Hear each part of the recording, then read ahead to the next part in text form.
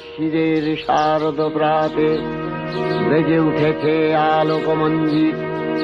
ধরণীর বহিরাকাশে অন্তরিত মেঘমালা, প্রকৃতির অন্তরাকাশে জাগরিত জ্যোতির্ময়ী জগন্মাতার আগমন বার্তা।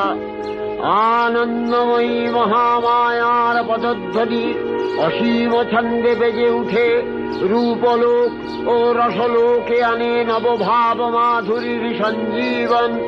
তাই আনন্দিতা শ্যামলী মাতৃকার চিন্ময়ীকে মৃন্ময়ীতে আবাহন।